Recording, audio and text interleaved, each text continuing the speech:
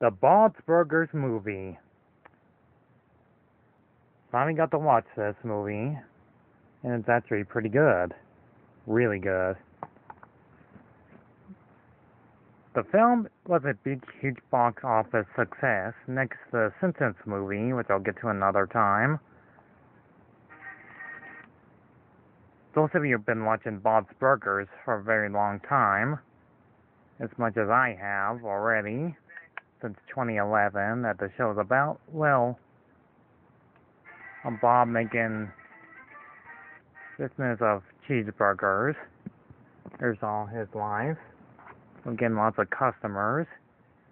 There's have a health inspector named Hugo. I'll always expect that Bob is doing his job correctly. If he does something wrong, he'll fire him from his family business.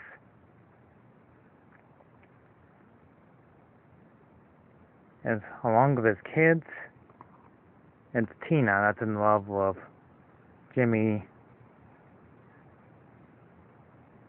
Pesto Jr. There are most likely any characters that she's in love with is interesting enough to talk to. Gene is the kid of the cheeseburger outfit, and his main goal is to play music all the time and become a great rock band he ever knows. And their little sister named Louise that always wears the bunny's hat on her head all the time and never takes them off. Proves to them she's the boss of them. She's always on to be better than the rest of them, proving that she's not a baby, is the main plot of this movie. Well, try not to show much scenes of the movie.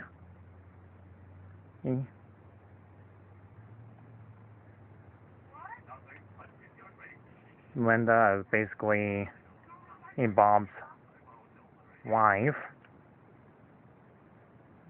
And Bob Chair has like this scene called I'm talking to food all the time. But was looking forward to finally talk about basically the TV show in the movie instead. So I'm talking about the movie instead. To not show too much of the film. I was looking forward to watching this movie. It looks impressively good. Animation looks improving to just like the TV show. Sometimes they'll have like scenes with great animation and great characters of being funny and most likely humorous scenes in it.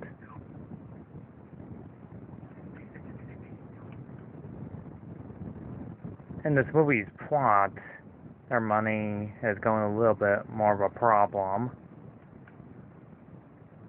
On that the restaurant is not going too well. There's like this oversized hole that had happened. Guys blows up to their next to their restaurant. It was not going too well with them. They sent workers to fix the problem. And then the next scene happened later that night. And that Bob is worried about the big huge hole. And we get introduced by Mr.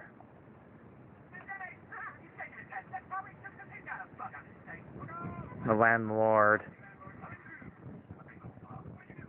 Calvin Older.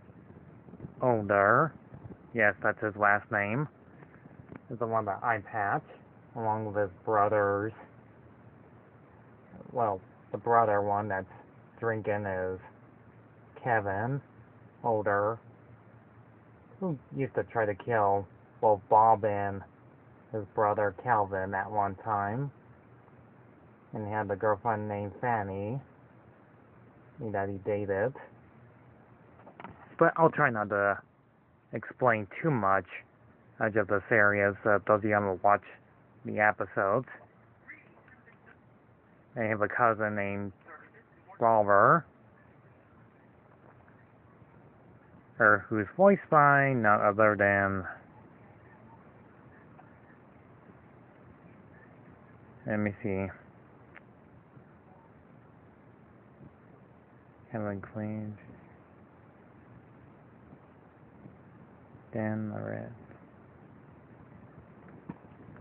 Howard's the warden from Super Jail, which is awesome. In this movie's plot, they had to fix the restaurant by filling the hole out full of dirt. And this one shows like the proven point of their young daughter Louise proving that she's not a baby, and by going down the hole. This one has like lots of references from the shows. There's like her riding the pony, the horses, the zombies, Gene being a rock band and have robots going to college, which in like in season 1, and most likely, you know, one of my favorite episodes of Bob's Burgers is with Louise having that one episode called Fru Louise, get it? Where she has like these amazing toys she likes to talk to, is the good Coochie Cloopy and the bad Coochie Cloopy and the other ones, which I will not say all their names because we'll be here all day, you know, with this long review. This movie is an interesting scenery. She does go inside the hole, and then he's like a dead body inside it, and try to figure out the mystery on who killed that person. So it's kind of a murder mystery film on who did it, and blame Dan the Cotton Candy Man and throw Cal and Fisher thinking he murdered him.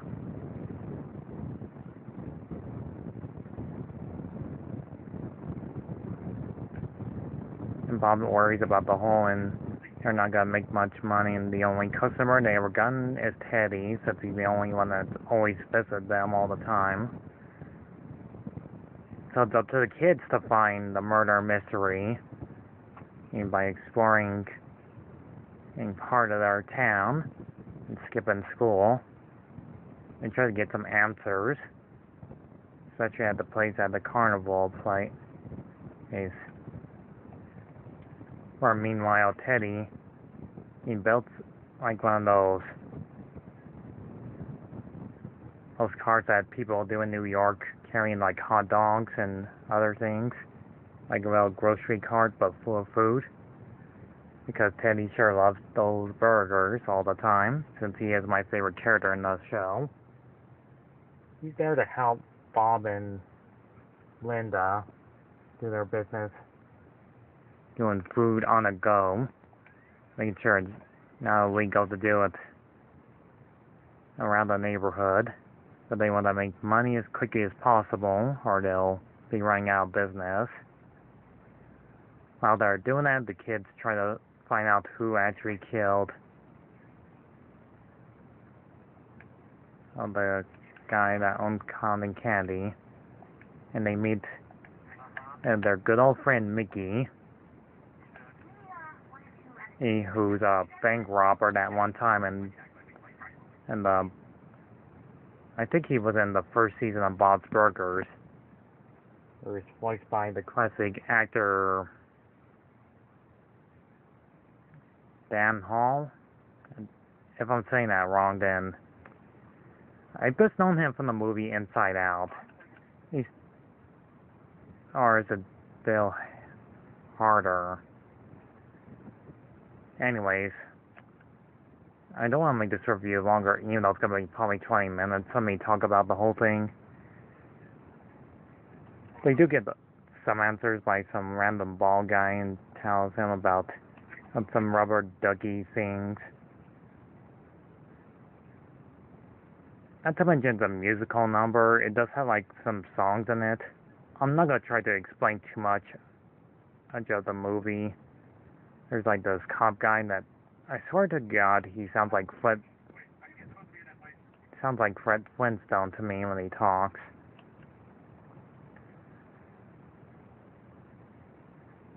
Anyhow, without explaining too much about the movie, those of you who haven't watched it yet, and this will be like a free spoil. Well, it's probably gonna be a spoiler to you guys, starting right now.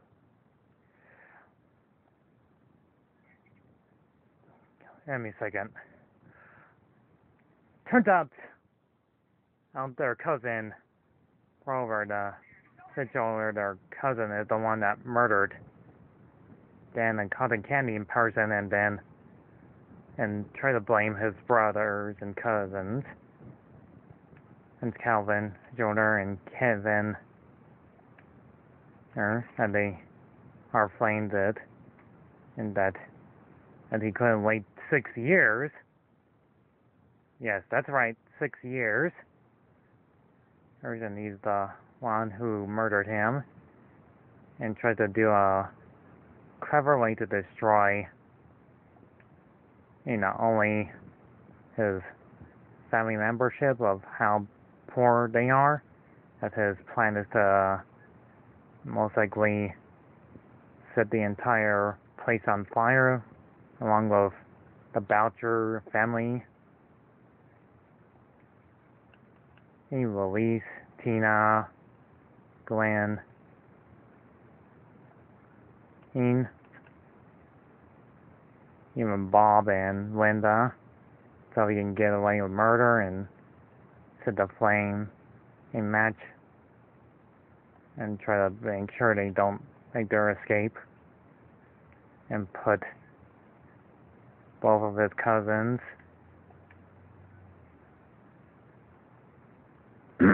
Calvin Fisher and Kevin Fisher, inside the submarine, and while the place catches on fire, and then they'll suffocate and drown it, and him will work out at the gym for a while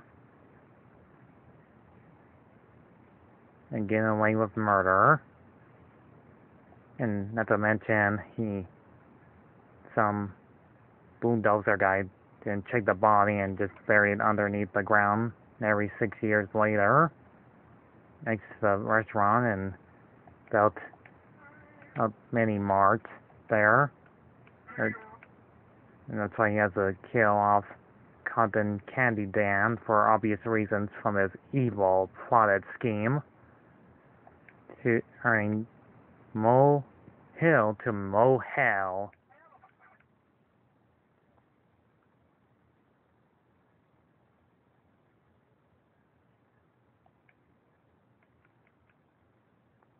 But in the end, the movie, he did get away from the danger that they were in, and being chased by Guava and riding the clam vehicle, and him riding the crab or lobster vehicle. To not give away the ending of this movie, you have to see it for yourself. It's impressively pretty good. It's a pretty good movie. It is kind of like a resemblance of the Simpsons movie, which I'll review someday. But for now, I'm just talking about the Bob's Burgers movie. It's impressively good. It has some great chemistry characters. It has good music. It got like humor. It gets pretty much everything that you ever imagine of almost all the characters in it. There's like those scene of during to the end credits, and to show like most likely all the characters from the show, including, like I just said, about Kevin's girlfriend named Fanny. I didn't even know who most of those characters are until I had to look up Wikipedia. They're basically the same characters from the show, but they're into the end credits. It has some great voice actors. It has its charming style. It has its brilliant moments. It's impressively fantastic movie I like to watch over and over again. Thanks to other famous films I haven't watched yet, they're into the timeline of this century.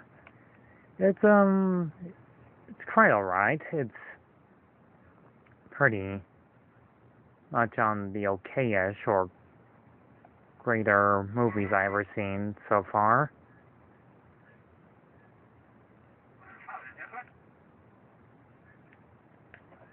In other words, it's a pretty great film. Simple storyline, trying to figure out who's the murderer, or which I already just spoiled it for you guys, those of you who haven't watched it yet, so yeah, it's a pretty impressive movie. And hopefully I don't get blocked by showing a few scenes of the movie. Just you see my face right here, just explain the whole entire plot of the film. It's a nicely done film. It's one of my most favorite ones to deserve to watch a few more times. I mean, those of you who are like a huge Bob's Burgers fan, you can watch all the seasons, or most likely the other shows that just came out a few years back. Like that Central Park one that has some musical numbers in it.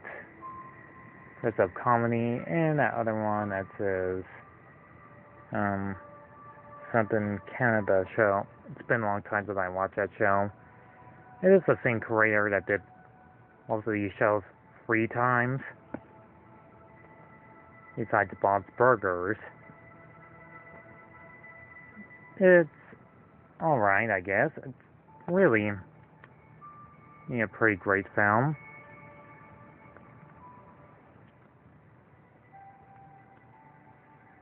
I enjoyed it. It made me laugh. It made me a little sad. It made me a little bit terrified at the same time. But I really love all the characters in it. They're pretty likable. Except for Jimmy Pesto, who's kind of a jerk throughout the whole series, as he thinks he's better than Bob. He's kind of one of my least favorite characters in the show. But Gail will always be my favorite character in the show, too. Sure, she has that whiny voice, but she's still a pretty good character, too.